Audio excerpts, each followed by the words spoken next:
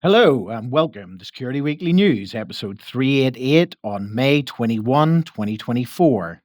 This week, we have big tech, fighting a junta, vulnerabilities, Keylogger in Microsoft Exchange Server, APT hackers, free laundry, and Josh Marpet, who did a great job as captain of the ship last week. And all this and more on Security Weekly News. This is a Security Weekly production for security professionals by security professionals. Please visit securityweekly.com/subscribe to subscribe to all the shows on our network. We interrupt our program to bring you this important message. It's the show that keeps you up to date on the latest security news twice a week. Your trusted source for accurate security information and expert analysis. It's time for the Security Weekly News.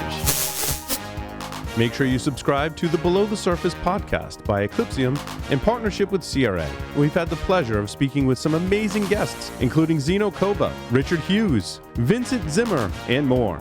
We discuss topics related to firmware and supply chain security, uncovering those pesky vulnerabilities that lie, well, below the surface in your environments. You can find all the episodes and subscribe by visiting eclipsium.com/podcast or searching for Below the Surface in your favorite podcast catcher. Welcome back. I am not Dr. Doug White or Josh Marshall. I am Aaron Leyland, and if you're lucky enough to watch and not just listen to us, you might not recognize me, as I, in a moment of madness, trimmed the beard way too much. Let's hope it comes back, especially before the start of the rock and music festivals. Otherwise, I'm going to look a bit silly. Anyway, your normal service will resume with Dr. Doug and me on the next show. Okay, let's get into the news. FluentBit tool vulnerability threatens billions of cloud deployments. Kind of feels like a bit of an overstatement, if I'm honest. Okay, FluentBit vulnerability, also known as linguistic lumberjack, which I am not, CVE 2024-4323. I hear you ask, what is FluentBit? Well, FluentBit is a lightweight, open source data collector and processor widely used for logging and metrics in cloud environments. It plays a vital role in the cloud security by collecting and processing logs from various applications and systems, providing valuable insights into system health and potential security threats. Okay, the vulnerability. As we said, CVE 2024-4323. I know some of you people remember that stuff. Dubbed the linguistic lumberjack, resides within FluentBit's built-in HTTP server. Researchers from Tenable Research discovered that this critical memory corruption vulnerability, so good guys, FluentBit is employed by all major cloud providers and had over 3 billion downloads in 2022. That's a lot, even in the undecillion terms, to be honest. So a bit about the threat scope. The vulnerability can be exploited in three ways. Denial of service. An attacker could crash the FluentBit service, rendering it unable to process logs, potentially blinding cloud security teams. Information disclosure. Attackers could access sensitive information within the logs, including passwords and PII, personally identifiable information. Also, remote code execution, RCE.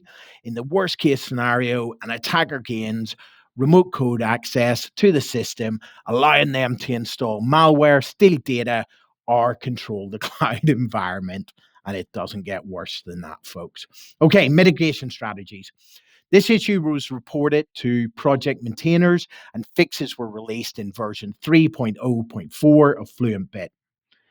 If FluentBit is deployed in your infrastructure, upgrade to the latest version to patch the vulnerability, then review configurations allowing access to FluentBit's monitoring API to ensure only authorized users and services can query it. And if unused, disable the monitoring API endpoint. And finally, if relying on cloud services that use FluentBit, contact your provider to ensure timely updates or mitigations are employed. There we go. Okay, next. POC exploit released for QNAP QTS 0-day RCE flaw. Researchers have shown a proof of concept, POC, attack for a zero-day remote code execution flaw in the QTS operating system from QNAP.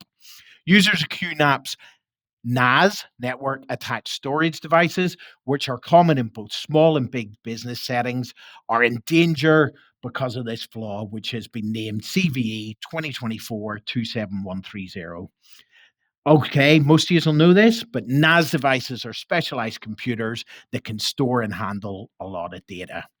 So, according to Watchtower Lab reports, the flaw made public is a Stack Overflow bug that can run code from afar without authentication. And afar was the term used in the article. So I stuck with it because I liked it. The bug was found in the QTS operating system, which is based on Linux, but according to the article, has lots of extra software like web-based user interfaces and support for Docker containers. So we have some mitigations and recommendations. The flaw has not been fixed at the time it was reported. The researchers called QNAP what they found and are now working to find an answer. We hope so anyway, if you have it. Users, if you're using it, should limit file sharing for now, monitor their NAS storage device for strange behavior, and quickly install any available security updates. Get on it. Okay, next. Big tech is not much help when fighting a junta, and FOSS doesn't ride to the rescue. I just love the name of this article. Okay. I am told there are challenges for activists in Myanmar, big tech, and FOSS. So let's look a little bit at Myanmar's struggle. Some people kind of call it Myanmar, but Myanmar we're going for. Activists in Myanmar are using technology to organize resistance against the military junta that came into power in 2021. I am told it's not a fun place to be these days. So, however, big tech companies and free and open source software, FOSS tools, present challenges for activists. Okay, so there's a big tech dependency here. Facebook, I'm going to explain it in a second, free basics package, which provides affordable internet access, has dependencies on multinational companies. So free basics is an interesting endeavor, to put it lightly.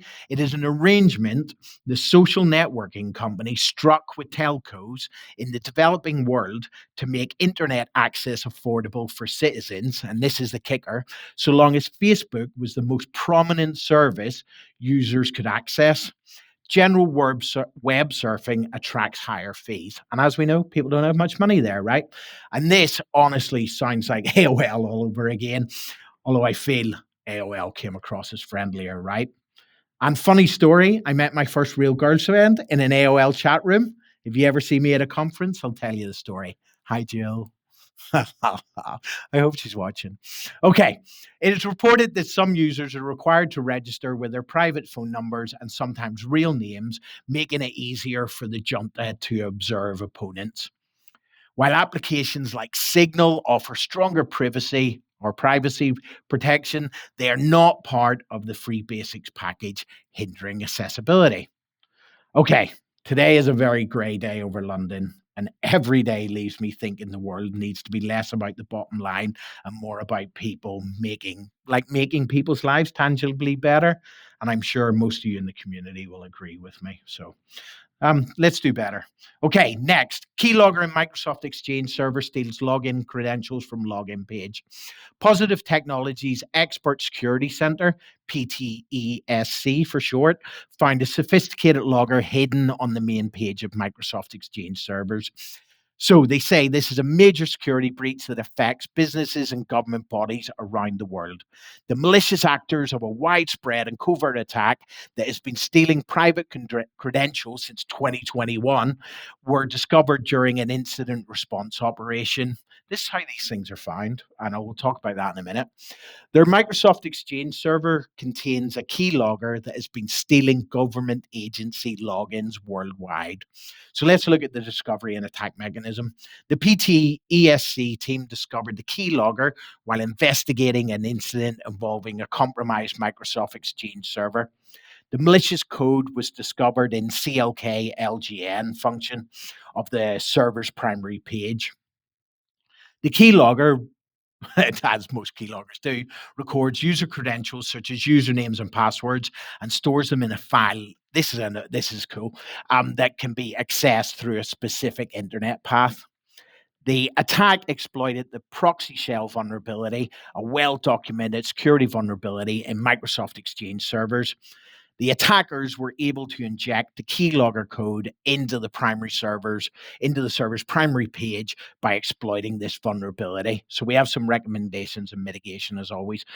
Positive Technologies have notified all the affected organizations and recommend mitigating the threat. Of course they do. Organizations using Microsoft Exchange servers are advised to check for the compromise, search for the stealer code on the main page of their Microsoft server, obviously patch vulnerabilities, ensure all known vulnerabilities, including proxy shell, are patched promptly, monitor logs, regularly monitor server logs for unusual activity and unauthorized access attempts. Also, enhance security measures, implement multi-factor authentication and other advanced security measures to protect against credential theft. Okay. The world of Colin the Aaron. In my humble opinion, if you're not doing external pen tests, and this one, for me, nearly more importantly, threat hunts or compromise assessments, then you really should start thinking about it.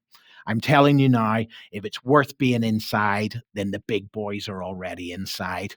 Okay, next, APT hackers attacking manufacturers with keyloggers, info stealers, and proxy tools.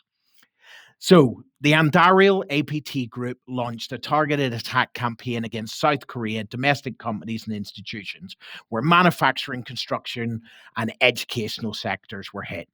The attackers deployed backdoors like Nest Door, key doors, info stealers, proxy tools, all this to compromise systems, steal data, and potentially control infected machines. And the campaign reused malicious code observed in previous Andariel attacks, including Nest Door, backdoors, and web shells.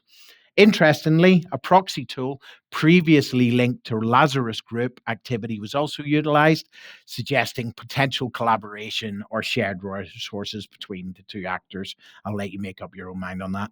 Since at least 2014, Lazarus Group attacks have used this particular type of proxy, which apparently is distinguishable by its distinctive authentication string, indicating a long-term use of this particular tool and technique. Okay, I'm going to repeat myself. More for me than for you. If it's worth being inside, they are probably inside. You should definitely think about looking for them. Please investigate, have professional and bespoke threat hunting folks relevant to your business. That's important. Have a deep look into your infrastructure. Okay, now you're going to get a break from me, and we go to the man with a plan, the man that all the APTs are scared of, the man that little children like, and the man with the best background in cyber, my good friend Josh Marpet. Hi, Josh. It helps if I actually hit the mute button correctly, so that's a start. That's good. But, I like you as a mime. We better not be quiet for too long. Yes. Over to you, Josh.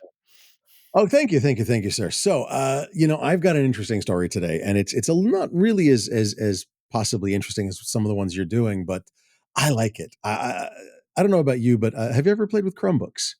And if you have, you know that they're basically always on. You must be connected to make them work really well, and they're effectively Google Workspace terminals, almost dumb terminals, if you will. They do have some processing on board, but effectively you're using Google Workspace, the docs, the sheets, the slides, et cetera, all the time. Microsoft apparently likes that idea a lot because now they're coming out with Copilot PCs. These Copilot PCs are effectively, you must be running Copilot on them. They are effectively running Copilot on them at all times. Does that mean that everything I do on the PC gets fed back to Copilot for training data? Why, I don't know why you would think that. I mean, it's not like there's a EULA that you have to sign to turn one of these suckers on. Not at all. And so the idea here is effectively that you will be running an always on, always connected PC through Copilot to get your answers to any questions you may ask. And Copilot will be the basic operating system of the PC. Now it's Windows, don't get me wrong. So Windows will be the operating system. Forgive me, I misspoke. But Copilot will be always there. And so the only thing I can think of, and I know this means I'm old, but the only thing I can think of is basically we've just built AI Clippy. And it's always going to be in your PC, and you don't have any choice to shut them down. And you can't even install Bonzi Buddy either. Okay. So the point here is that, is your privacy going to be impacted? I would almost guarantee it will.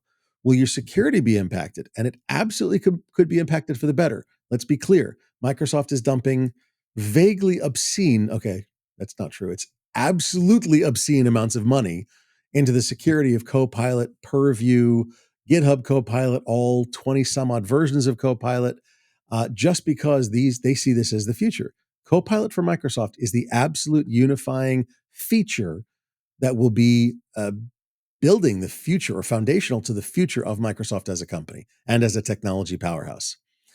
So when they say we're going to give you a Windows desktop and laptop PC with Copilot riding, well, Copilot, yeah, there's implications there. There's privacy, there's security, there's where's my data, who holds my data, who has access to my data.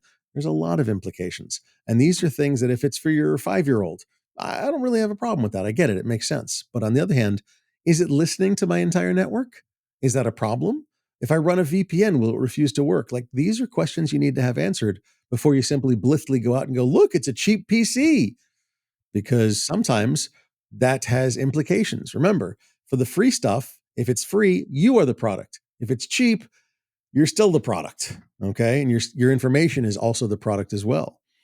So while I think these are fascinating, and I no doubt will have one to play with, it will be in its own segment, in its own environment, in its own little world, with a fake Microsoft account or a free one of the free Microsoft accounts for me to play on it with.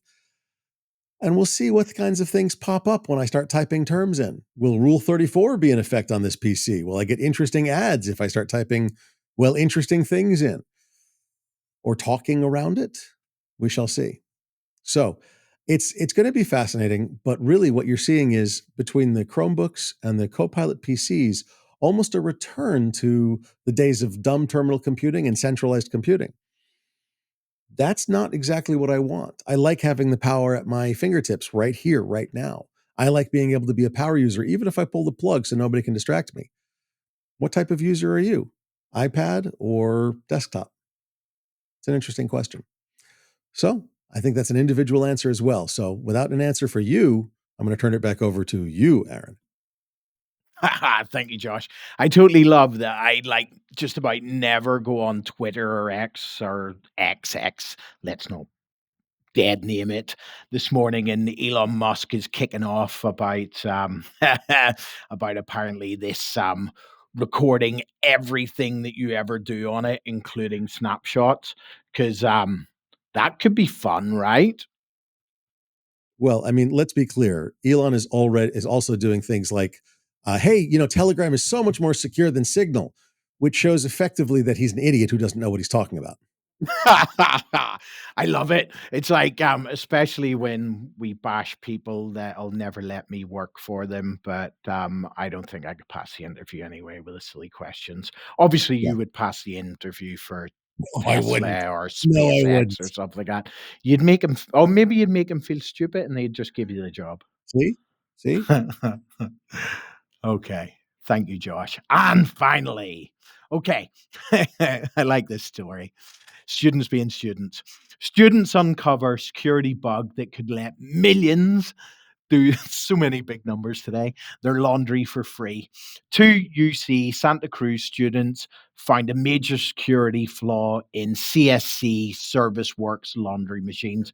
I'm hoping you over there in America, the USA, understand what that is, because we don't really have outside laundry machines very much in the UK anymore. And if we do, probably as students who use them, over 1 million internet connected laundry machines in homes, hotels, and colleges worldwide are affected by the bug, which allows people to run them for free. How much fun, laundry machines that can also surf the web. I wonder if we record what they're doing as well.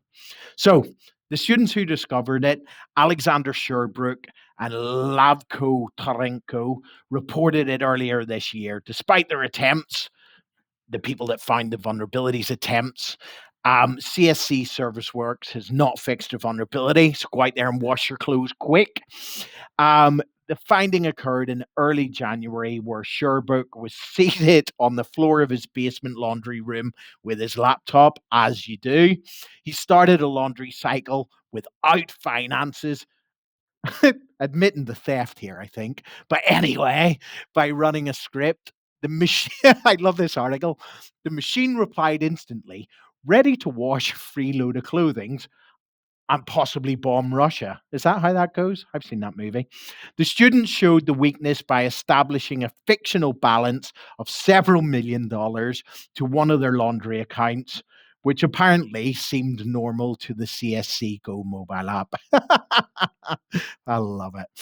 We're told that this discovery exposes a serious flaw in CSC Mobile's API, which allows apps and devices to communicate online.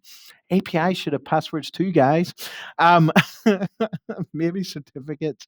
After several phone calls and online contact from messages, CAC ignored, I'm doing air quotes here because it says it in the article, the kids' complaints. CSC at your peril.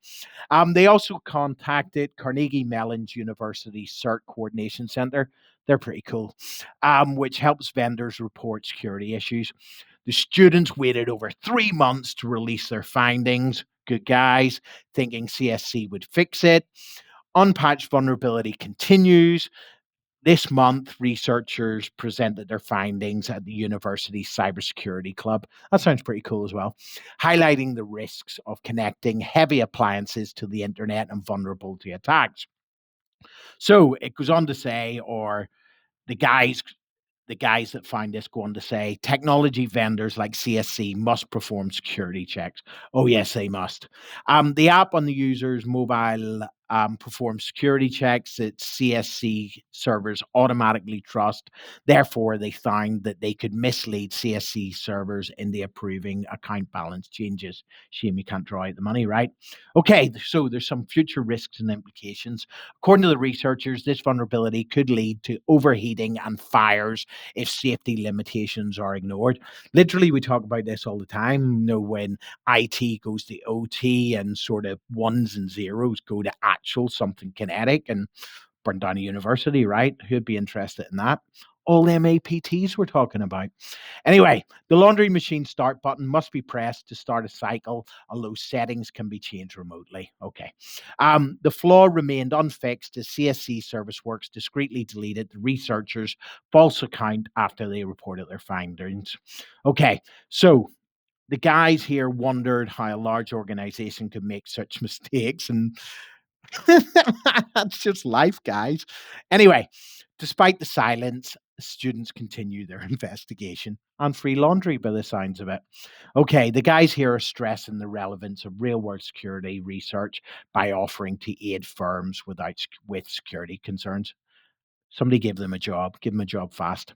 Okay, since the vulnerability remains open, the researchers hope CSC Service Works will take immediate action to safeguard its systems and prevent exploitation and the burning down of places everywhere. Let's please hope that doesn't happen. Okay, students being students and even washing their clothes, there's lots to like about this story. And that's it from me, from Ireland, but in London, in the office, in the city, but just about to run off to a Nickelback concert. Yes, you heard that right. I am not only all about the metal. Thank you to Josh, who's always great to learn something from. Thank you to Dr. Doug for being so busy and well regarded on the conference circus. Circus. It is a circus. Sorry, Doug. Doug on his conference circus. That's it until the end of the week, where the usual schedule resumes and you'll get all the Dr. Doug humor and cybersecurity knowledge. Peace out, party people. Have a great week, and let's all do it.